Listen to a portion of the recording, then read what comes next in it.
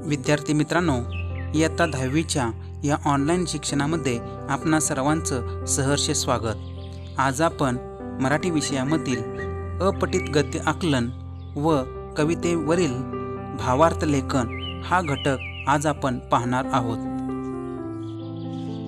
चला तर विद्यार्थी मित्रांनो, आज आपण अपठित गद्य आकलन म्हणजे काय ते सविस्तर समजावून घेऊया।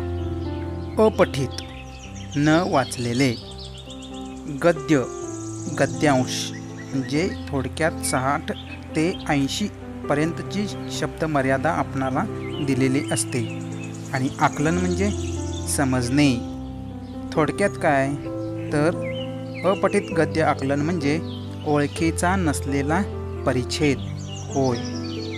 लिहिता वाचता आले म्हणजे आकलन झाले असे नाही। विद्यार्थी मित्रांनो, आपण जसजसे मोठे होतो तसतसे आपल्या कानावर अनेक शब्द, वाक्प्रचार, म्हणी ऐकायला येतात। त्यामुळे आपल्याला भाषा समृद्धी व भाषिक विकास झाला असे म्हणता येऊ शकेल। साधारणपणे आपल्याला माहिती आहे की इयत्ता पहिलीपासून आपण मराठीचे पाठ्यपुस्तक वाचन करत असतो। त्यामुळे पाठ्यपुस्तकातील पाठांचा सूक्ष्म अभ्यास केला तर त्याचे अनेक फायदे आपणाला दिसून येतात। म्हणजे काय दिसून येतात तर आकलन होणे, त्याचा आस्वाद घेता येणे, भाषेचे सुयोग्य व व्यावहारिक उपयोजन करता येऊ शकते। म्हणजेच काय, आपल्याला अपठित गद्य उतारा हा आकलन क्षमतेनुसार, शब्दसंपदेनुसार दिला जातो। यासाठी आपल्याला पाठ्यपुस्तकातील पाठांचा सूक्ष्म अभ्यास हा खूप महत्त्वाचा असतो। मग आपणाला अपठित गद्य आकलन समजून घेण्यासाठी आपल्याला काय करणे गरजेचं आहे? समजा जो आपल्याला उतारा दिलेला आहे तो उतारा मनापासून त्याचे वाचन करावे। कदाचित हे वाचन 2दा 3दा झाले तरीसुद्धा चालेल। म्हणजेच अपठित गद्य आकलनात वाचन करीत असताना त्याचबरोबर आपणाला त्यांचे जे विचार आहेत किंवा प्रसंग आहेत यांचे आकलनसुद्धा झाले पाहिजे। मग हे अपठित गद्य आकलन लिहिताना कोणत्या गोष्टींची काळजी घेणे गरजेचे आहे तर आपण जेव्हा आपल्या ओळखीचा नसलेला परिच्छेद वाचतो आणि त्याचे ज्ञान करून घेण्याचा प्रयत्न करतो त्याला आकलन असे म्हणतात। हे आकलन प्रत्येक विद्यार्थ्यांचे वेगवेगळे असू शकते। मग यामध्ये महत्त्वाचे मुद्दे लक्षात घेणे गरजेचे आहे। कोणते मुद्दे आहेत तर पहिला मुद्दा आहे दिलेल्या परिच्छेदाचे वाचन करावे। दुसरा मुद्दा आहे परिच्छेदातील आशयाचे आकलन होणे। तिसरा मुद्दा आहे मध्यवर्ती विचार जाणून घेणे। चौथा मुद्दा आहे दिलेल्या प्रश्नांची उत्तरे स्वतःच्या शब्दात लिहिणे। बघा, यामध्ये पहिला मुद्दा आहे दिलेल्या परिच्छेदाचे वाचन करावे।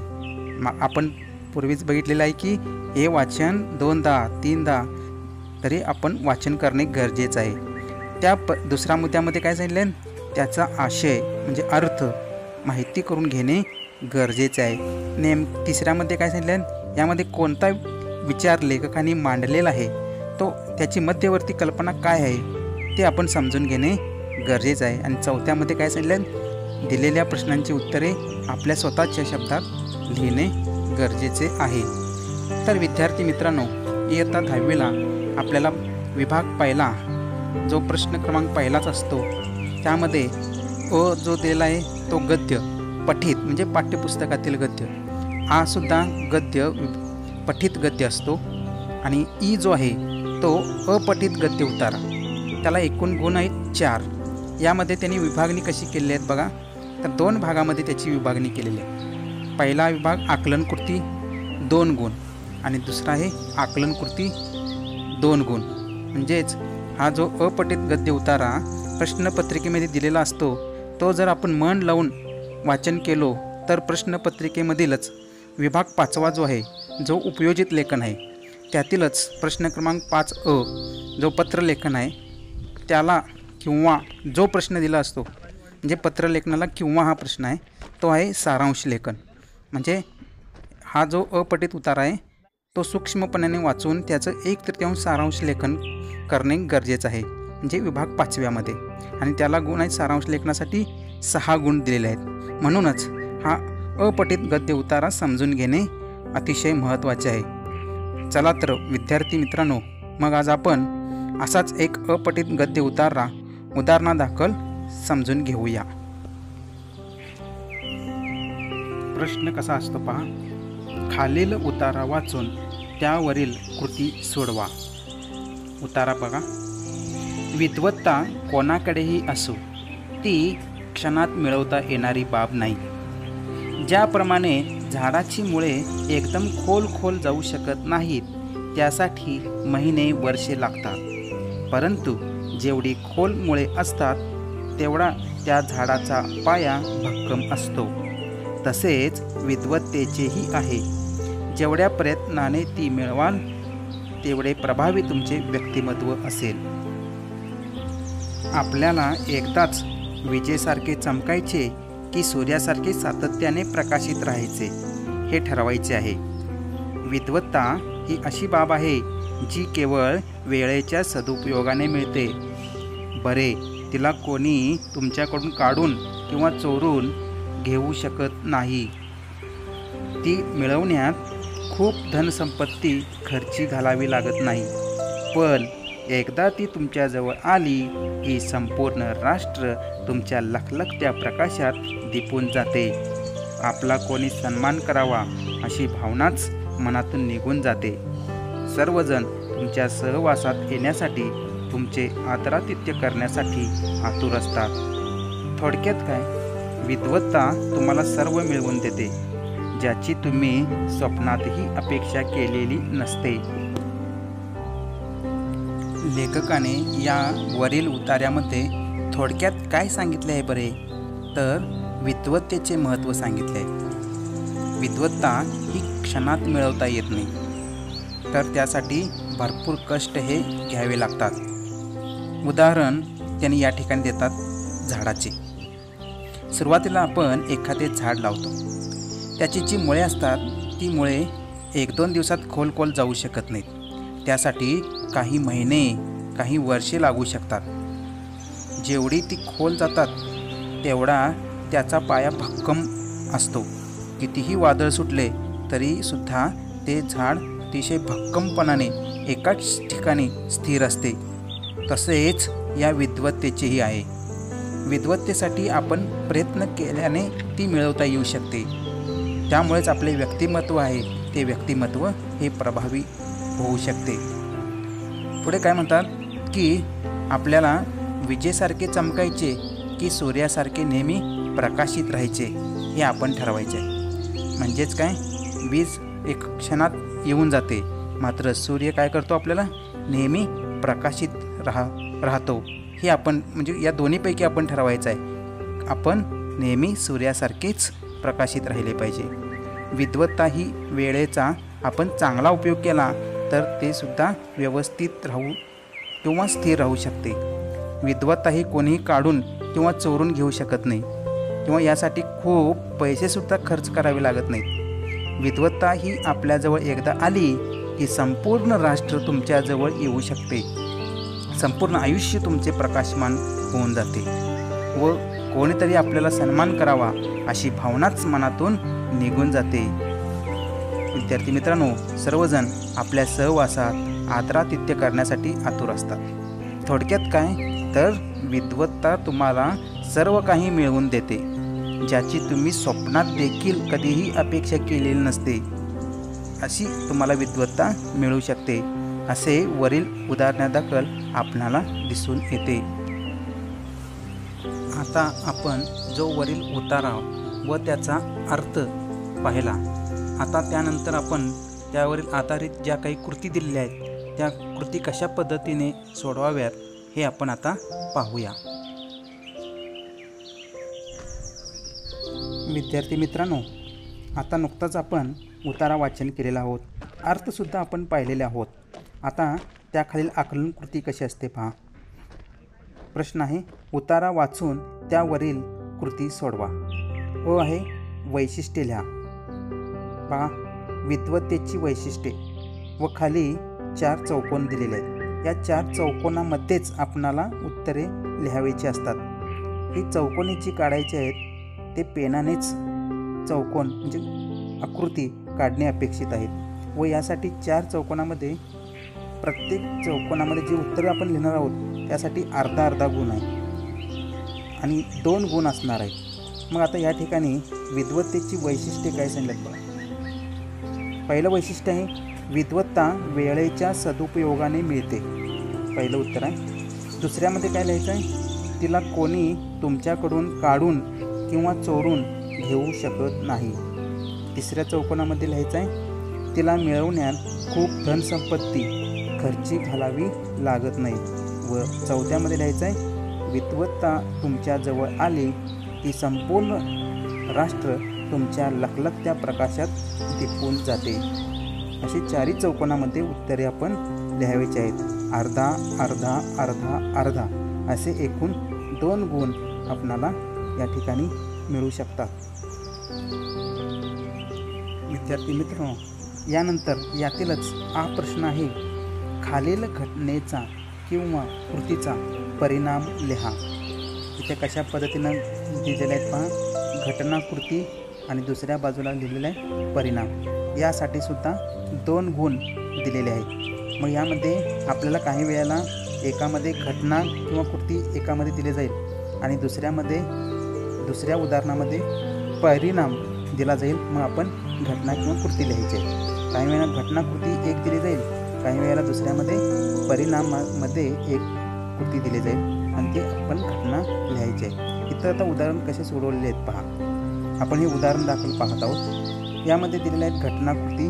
पहिला आहे झाडाची मुळे खोल जाणे, घटना दिली आहेत। मग त्याचा परिणाम वरील परिच्छेद आपण वाचल्यानंतर लक्षात येतं की त्याचा परिणाम काय झाला, तर झाडाचा पाया भक्कम होणे हा त्याचा परिणाम आहे। म्हणून आपण याच्या ठिकाणी उत्तर लिहायचं आहे परिणाममध्ये झाडाचा पाया भक्कम होणे। दुसरी घटना काय दिली आहे बघा कृतीमध्ये, प्रयत्नाने विद्या मिळवणे।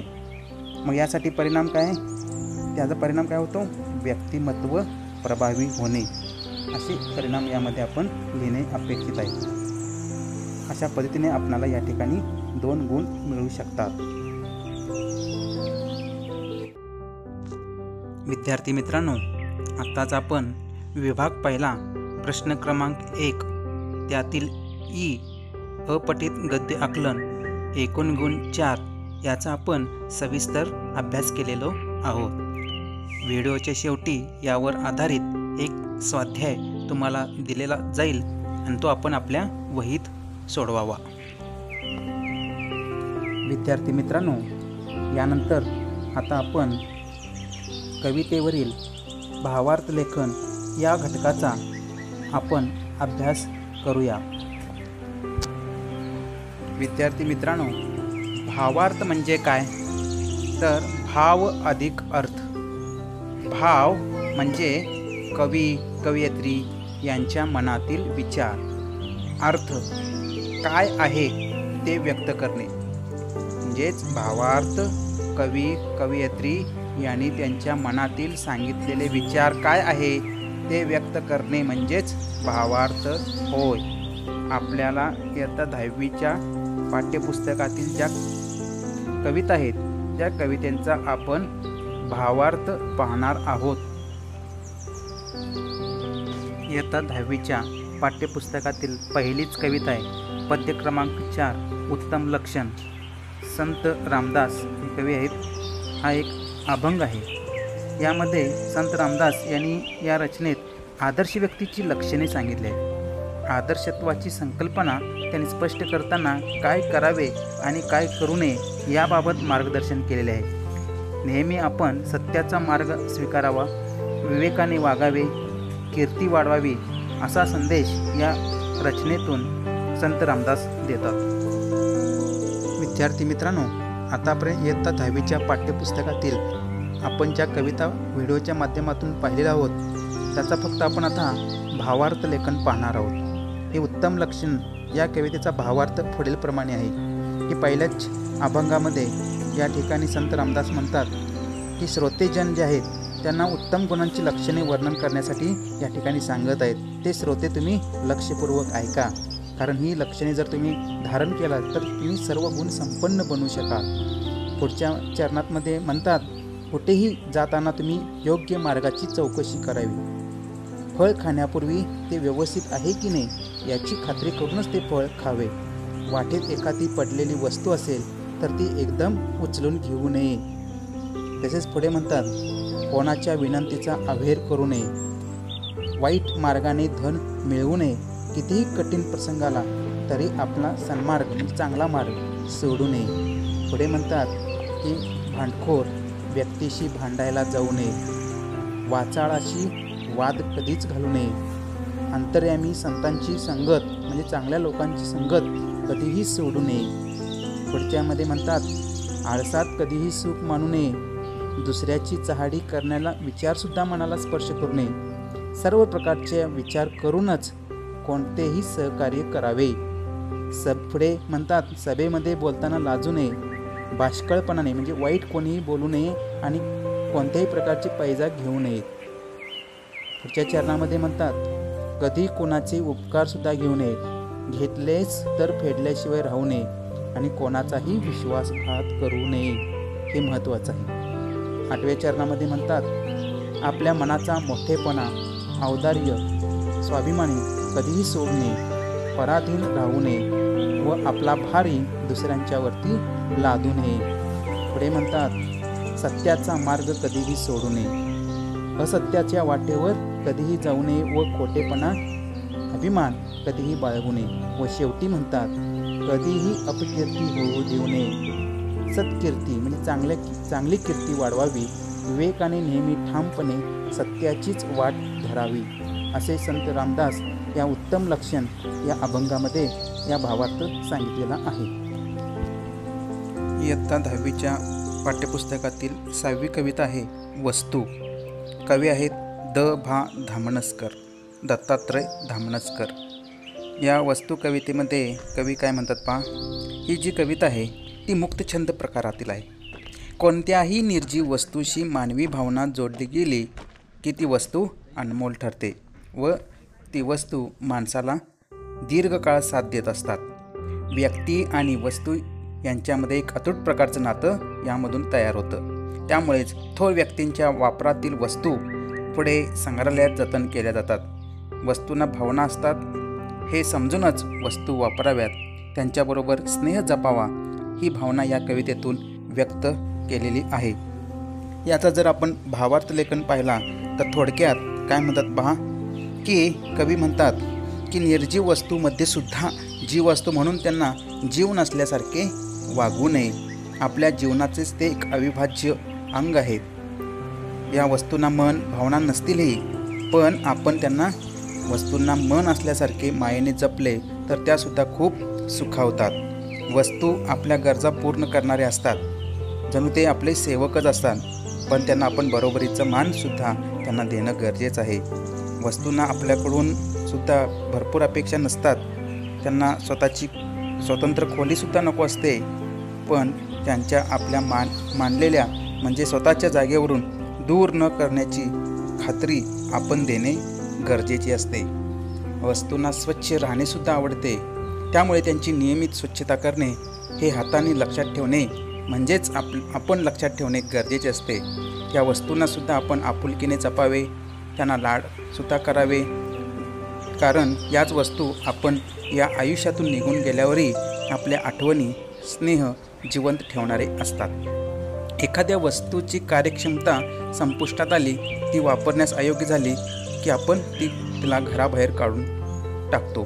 पण वर्षानुवर्षे आपल्या घरात राहिलेल्या या वस्तूंना शेवटी कृतज्ञतापूर्वक निरोप देण्याचा त्यांचा हक्क आपण जपला पाहिजे. असा या कवितेचा थोडक्यात भावार्थ लेखन होऊ शकतो. विद्यार्थी मित्रांनो, पाठ्यपुस्तकातील पुढची कविता आहे 9वी आश्वासक चित्र. कवयित्री आहेत नीरजा. स्त्रीवादी कवयित्री आहेत. या कवितेत स्त्री पुरुष समानतेचे एक आश्वासक चित्र कवयित्रीने रेखाटलेले आहे आणि हे चित्र भविष्यकाळात प्रत्यक्षात साकार होईल असा विश्वास त्यांनी व्यक्त केलेला आहे. स्त्री पुरुष समानतेचे मूल्य रुजवणारी ही चिंतनशील कविता आहे. या कवयित्रीने भातुकलीच्या खेळाच्या माध्यमातून स्त्री पुरुष समानतेविषयीची आश्वासक चित्र या आश्वासक चित्र कवितेमधून रेखाटण्याचा प्रयत्न केलेला आहे। या कवितेचा भावार्थ पहा, काय सांगतात कवयित्री। दुपारच्या तापलेल्या उन्हात एका आडोशाला सावलीत बसून एक लहान मुलगी भातुकलीचा खेळ बराच वेळ झाले खेळत आहे। हे दृश्य कवयित्रीने आपल्या घरातील झरोक्यातून पाहिलेले आहे। काय पाहतात पुढे, ती मुलगी एकटीच भातुकलीचा खेळ खेळत आहे। आपल्या मांडीवर बाहुलीला घेऊन एका हाताने थोपटवत निजवत आहे। तेव्हाच ती दुसऱ्या बाजूला भात शिजवण्यासाठी चिमुकल्या अशा गॅसवर एका टोपात भाताचे आदन ठेवत आहे व स्वतःचा लुटूपुटूचा संसार सुरू केलेला आहे। तर बाजूलाच एक मुलगा चेंडू घेऊन तो उंच उडवून पुन्हा तो नेमका हातात झेलण्याचा खेळ खेळत आहे। काय होतं पहा, त्याचा हा खेळ ती मुलगी कौतुकाने पाहते आणि अचानक आपल्या मांडीवरची बाहुली बाजूला ठेवून त्या मुलाजवळ जाते।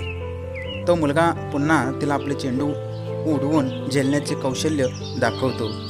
मुलगी त्याच्याकडे चेंडू मागते तेव्हा तो मुलगा हसून तिची चेष्टा करत म्हणतो, तू छानपैकी पाल्याची भाजी बनव, कारण त्याला वाटत असते की आपल्याप्रमाणे हिला चेंडूचा खेळ जमणार नाही, म्हणजे भाजी करणे हे तुझे काम आहे, तुला अशी पुरुषी कामे काय जमणार। तेव्हाच ती मुलगी काय म्हणते पहा, मी दोन्ही कामे एकाच वेळी करू शकते, म्हणजेच थोडक्यात स्त्री व पुरुषांची। ते तू करू शकशील असा उलट प्रश्न मुलगी त्या मुलग्याला विचारते। मुलगा स्वतःचा चेंडू तिच्या हाती देतो। हातात आलेला चेंडू ती उंच उडवते, तो आभाळाला स्पर्श करून नेमका तिच्या ओंजळीत पडतो। हे दृश्य पाहून मुलगा आश्चर्यचकित होतो।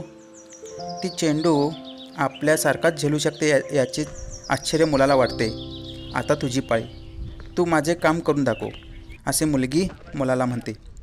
मुलगा चिमुकल्या गॅससमोर मांडी घालून बसतो। पहिल्यांदा दोन्ही हातांनी थोपटत बाहुलीला निजवतो व मग भाजी करण्यासाठी पातेले शोधतो। म्हणजेच कवयित्रीने येथे आशावादी दृष्टिकोन निर्माण करून म्हटले आहे की तापलेल्या उन्हात सावलीच्या आडोशाला बसून तो मुलगा आपले कौशल्य दाखवता घर सांभाळायलाही हळूहळू शिकेल। म्हणजेच भूतकाळातील असमानतेची दरी ह्या वर्तमान काळात हळूहळू नष्ट होऊन भविष्यकाळात पूर्णच नष्ट होईल आणि स्त्री पुरुष समानता निर्माण होईल, हा एक आशावाद कवयित्रीने या ठिकाणी दाखवलेला आहे। शेवटी कवयित्री काय म्हणते पहा, की माझ्या घराच्या झरोक्यातून भविष्यातल्या जगाचे एक आश्वासक उत्साहवर्धक चित्र मला या ठिकाणी दिसत आहे। उद्याच्या जगात सारेच खेळ स्त्री आणि पुरुष एकत्र खेळतील। भातुकलीच्या लुटूपुटू स्वप्नाळू जगातून वास्तवात प्रवेश करताना या दोन्ही म्हणजे स्त्री व पुरुष यांचे हात एकमेकांच्या हातात नक्कीच असेल। ज्या हातावर बाहुली आणि चेंडू दोन्ही स्नेहाने सहज एकत्र विसावलेले असतील, म्हणजेच भविष्यात स्त्री पुरुषामध्ये परस्पर स्नेह आणि सामंजस्याची भावना निर्माण झालेली आपल्याला दिसून येईल, असं या कवितेचा भावार्थ होऊ शकेल। विद्यार्थी मित्रांनो, पाठ्यपुस्तकातील 12वी कविता आहे भरतवाक्य। या साहित्य प्रकार पंडिती काव्य येतं। याचे कवी आहेत मोरोपंत। मोरोपंतांनी या केकावलीमध्ये सद्गृहस्थ किंवा सज्जन माणसांच्या संगतीचे महत्त्व विशद केले आहेत। कोणत्याही लोभामोहाला बळी पडणे, वृथा अभिमान सोडून भक्तिमार्ग आपलासा करावा, असा आशय या केकावलीमधून व्यक्त होतो। कवी मोरोपंत या केकावलीमध्ये काय म्हणतात पहा, नेहमी सज्जनांची संगत आपल्याला घडावी, सतत चांगल्या लोकांची वचने बोल कानावर पडोत आपल्या बुद्धीमधील असलेले जे काही वाईट विचार आहेत, गंज चढलेला आहे, दोष आहेत, तो निघून जावा। ऐहिक सुख उपभोगांचा नेहमीच वीट यावा। साधू संतांच्या कोमल पदकमलांच्या ठाई आपल्याला आसरा मिळावा। त्यांनी दूर ढकलले तरी मनाने आपण हट्टाने तेथेच अडून राहावे। इतके करून सुद्धा आपल्याला या संत चरणापासून विरह सहन करावा लागलाच तर मनाने खूप खूप रडावे, पण नेहमी त्याने सत्पुरुषांच्या चरित्रातच रमावे।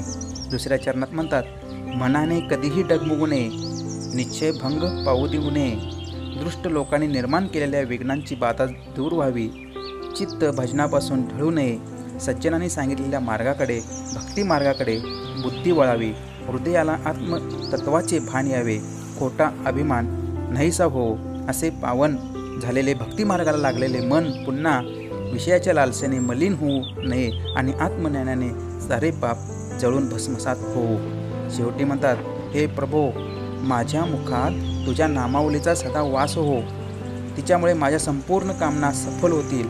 या दासावर म्हणजे हे तिन्ही लोकात वास करणाऱ्या हे जगन्नाथा, तू माझ्यावर कृपा कर. तुझ्या आश्रयाला येणाऱ्या लोकांवरही तुझी तशीच कृपादृष्टी बरसू दे, असा या कवितेचा भावार्थ आहे. विद्यार्थी मित्रांनो, पाठ्यपुस्तकातील 15वी कविता खोद आणखी थोडेसे. कवयित्री आहेत आसावरी काकडे.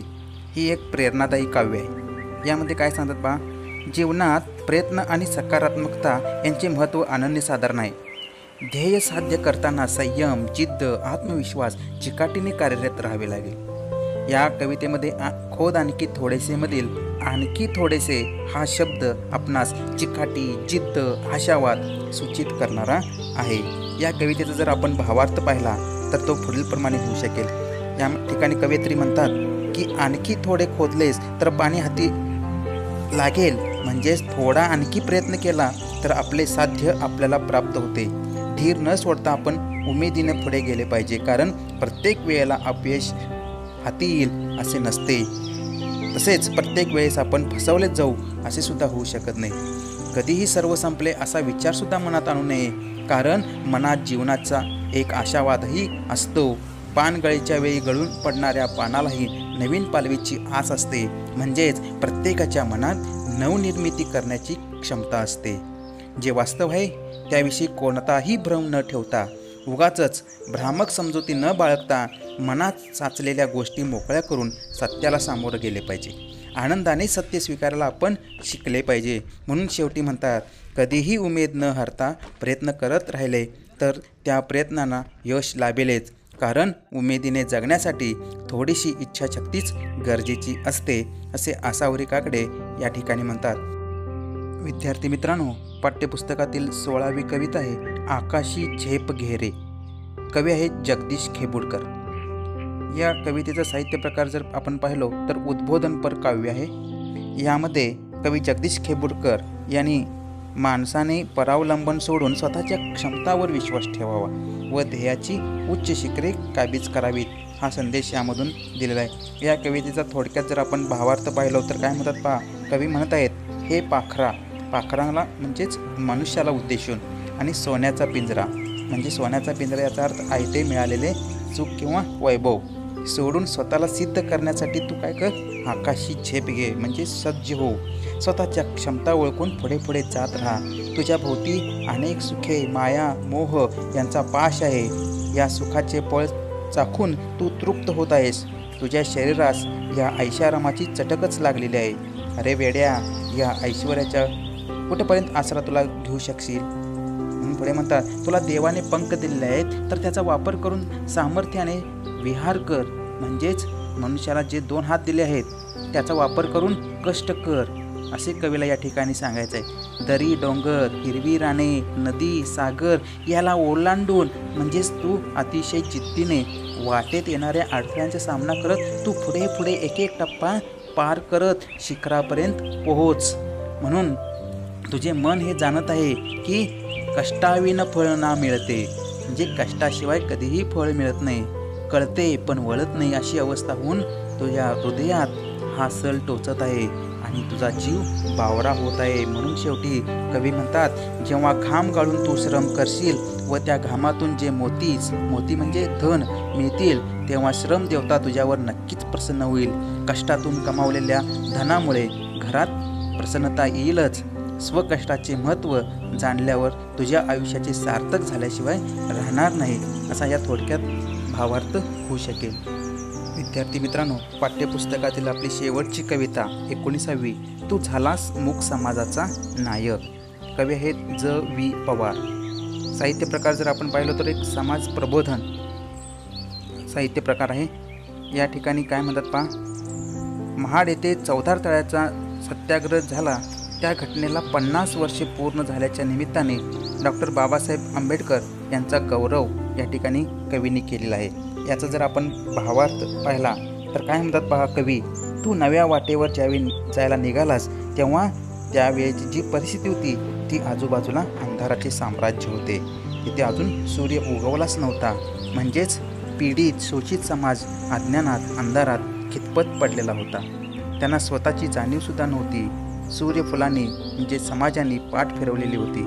नेहमीच मळलेल्या वाटेने जाण्यास नकार दिलास, माणसाला माणूस म्हणून जगण्याचा अधिकार नाकारणाऱ्या सामाजिक रूढी परंपरांना विरोध केलास, तेव्हा प्रतिकूल परिस्थितीला तुला सामोरे जावे लागेल. तुला दरवेळी खाचखळग्यांचा सामना करावा लागेल. अशा या विषम बिकट परिस्थितीचा बाऊ न करता तू त्यावर स्वार झालास आणि नवा क्रांतिकारी इतिहास घडविलास. कित्येक वर्षे जो समाज मूक बनून वाट्याला आलेले जिने होते ते निमूटपणे तू सहन करत होतास, त्यांचा तू नेता बनलास. म्हणजे आंबेडकरांना उद्देशून म्हटलेलं आहे. या डावलल्या गेलेल्या समाजाची जणू तू वाचा बनलास आणि तूच हा बहिष्कृत केला गेलेला, वाईट टाकलेला गेलेला समाज जागृत केलास. त्यांच्यावर होणाऱ्या अन्यायाची जाणीव त्यांना करून दिलीस. पुढे म्हणतात, तुझ्या या अमर्याद ज्ञानाच्या बळावर, विद्वत्तेवर, पुंजीवर तू अन्यायाविरुद्ध आवाज उठवलास. कित्येक वर्षे गुलामगिरीचे जिने जगणाऱ्या बांधवांच्या पायातील साखळ्या तू तोडल्यास आणि या आत्मजागृती झालेल्या बांधवांना तू चौदार तळ्याच्या सत्याग्रहाकरता एकत्र केलेस. ज्याप्रमाणे युद्धात सैनिकांना शत्रूविरुद्ध लढण्यासाठी उभे करतात, त्याचप्रमाणे अन्याय अपमानाचं जिनं लाभलेल्या व हीन दीन लाचार बनवल्या गेलेल्या निद्रिस्त बांधवांना तू अन्यायाविरुद्ध बंड पुकारायला सज्ज केलेस. म्हणून तुझ्या या शब्दांना महाकाव्यापेक्षाही तेज प्राप्त झाले. तू उभारलेल्या संघर्षात काठ्यांनाही तळपत्या शस्त्राचा धारदारपणा प्राप्त झाला. समाजातल्या सामान्य माणसालाही स्वतःतील असामान्य सामर्थ्याचा प्रत्यय आला. तुझ्या सामर्थ्यशाली आवाजाने सारा आसमंत कंपित झालेला आहे. धरणीही हादरली आणि पाहता पाहता तुझ्या हाकेपायी चौदार तळ्याच्या लढ्याकरता सारा जनसागर पेटून उठला. या चौदार तळ्याच्या सत्याग्रहाचा वणवा सर्वत्र पसरला. पाण्यालाही आग लागली. म्हणजेच अन्याय जुलूम सहन करणाऱ्या थंड रक्तातही अन्यायाविरुद्ध पेटून उठण्यासाठी तू आग निर्माण केलीस. आज शेवटी म्हणतात, आज 50 वर्षानंतर ही सूर्यफुले म्हणजेच तरुण पिढी तुझाच ध्यास घेत आहे. तुझ्या खंबीर व संघर्षमय नेतृत्वाची वाट पाहत आहे. युद्ध करण्यासाठी सज्ज असण्याची ग्वाही देत तुझ्या नेतृत्वाची आस धरत प्रतीक्षा करत आहे. एकेकाळी चौदार तळ्याचे तापलेले पाणी तेही आता थंड झाले आहे. तुझ्या विचारांनी भारून समाजात त्या काळी केलेल्या संघर्षाची ज्योत आता मंद झाली असली तरी क्रांतीची, संघर्षाची आजही गरज आहे व त्यासाठी सर्व तुझा ध्यास घेत आहेत, वाट पाहत आहेत, असा या कवितेचा भावार्थ आहे. विद्यार्थी मित्रांनो, आपल्या पाठ्यपुस्तकामध्ये 7वा गद्यपाठ आहे गवताचे पाते. लेखक आहेत वि.स. खांडेकर. ही एक रूपक कथा आहे. म्हणजे तुम्हाला एक कथा दिली जाईल आणि त्या कथेला अनुसरून तुमच्या शब्दामध्ये भावार्थ लेखन करावायचा असतो. यामध्ये काय सांगितलेलं आहे, गवताचे पातेमध्ये लेखक वि.स. खांडेकर यांनी समाजामधील असणारे तरुण व वृद्ध व्यक्ती यांच्या स्वभावामधील पैलूंचे दर्शन घडवलेले आहे. चिमुकले गवत हे तारुण्याचे प्रतीक दर्शवते, कारण त्याला पिकलेल्या पानाचा उपदेश सहन होत नाही. त्याला तरुणाप्रमाणेच स्वतःच्या स्वप्नात दंग राहणे आवडत असते. पिकलेली पाने ही वृद्ध व्यक्तींचे प्रतिनिधित्व करत असतात, कारण त्यांना स्वतःचा मोठेपणा, उच्चपणाचा अभिमान आहे. त्यामुळे ते गवताच्या चिमुकल्या पात्यास क्षुद्र समजतात व स्वतःचाच मोठेपणा मिरवत असतात. तरुणामध्ये स्वच्छंदी यौवन मुसमुसत असते, तर वडीलधाऱ्या मंडळीमध्ये स्वतःच्या वडिलकीचा अभिमान व तरुणावर तोंडसूक घेण्याची वृत्ती आपणास दिसून येते. तरुण व्यक्ती वडीलधाऱ्या व्यक्तींच्या स्थितीचा विचार करत नाहीत व वडीलधाऱ्या व्यक्ती आपले तरुणपणाचे दिवस लक्षात न घेता तरुणावर टीका करतात. अशा प्रकारे या दोन्ही रूपकातून 2 पिढ्यांच्या मनोवृत्ती व त्यातील वैचारिक अंतर आपल्याला या ठिकाणी दिसून येते. विद्यार्थी मित्रांनो, या गवताचे पाते या पाठाखालील म्हणजेच पान क्रमांक 26 वरती प्रश्न क्रमांक 7 खाली दिलेल्या रूपक कथेचा भावार्थ तुमच्या शब्दात लिहा. एका चौकोनामध्ये कथा दिली आहे आणि त्याचा भावार्थ लेखन तुमच्या शब्दामध्ये लिहायचा आहे. मी ते या ठिकाणी सांगत आहेत. प्रस्तुत कथेत छोटेसे रोप व एक महावृक्ष यांच्या संवादातून सर्वसामान्य माणूस व कर्तृत्ववान माणूस यांच्या स्वभावातील पैलूंचे दर्शन घडवलेले आहे. आता या ठिकाणी आपण जर पाहिलं, छोटेसे रोप म्हणजे सर्वसामान्य माणूस आहे, ज्याला महावृक्षासारखेच मोठे व्हायचे म्हणजेच प्रसिद्ध व्हायचे. परंतु ज्याप्रमाणे एखाद्या कर्तृत्ववान मनुष्याच्या कामगिरीपुढे सामान्य मनुष्याची कामगिरी झाकोळून जाते, त्याचप्रमाणे महावृक्षाच्या सावलीत त्या रोपाला सूर्यप्रकाश मिळणार नसल्याने ते रोप वाढणार नसते. एकीकडे रोपाला महावृक्षाचा एवढा हेवा वाटत असताना कर्तृत्वाच्या अफाट उंचीवर असलेल्या त्या वृक्षाला त्याने तोंड दिलेले संघर्षाची जाणीव होते. त्यामुळे लहान असणंही चांगलं आहे असे त्या वृक्षाला वाटत असते. कारण जेवढा मनुष्य यशाच्या उंच शिखरापर्यंत असतो तेवढाच त्याला सामना करावा लागणाऱ्या संकटाची संख्याही अधिक असते. त्या वृक्षाला त्याच्या उंचीमुळे दुरून येणारा लाकूड तोड्यात स्पष्ट दिसतो व त्याला पुढील संभाव्य धोका देखील समजून येऊ शकतो. महावृक्षाचा अंत त्याच्या या महान असल्यामुळेच येऊ घातला आहे हे यातून सूचित होते. तसेच त्याच्या अंतामधूनच कदाचित त्या लहान रोपट्यांच्या मोठे होण्याला वाव मिळेल असे हे जीवनाचे चक्रही चालू राहील. अशा पद्धतीने या कथेचा भावार्थ होऊ शकेल. तुम्ही सुद्धा तुमच्या शब्दात या ठिकाणी भावार्थ लेखन करू शकाल.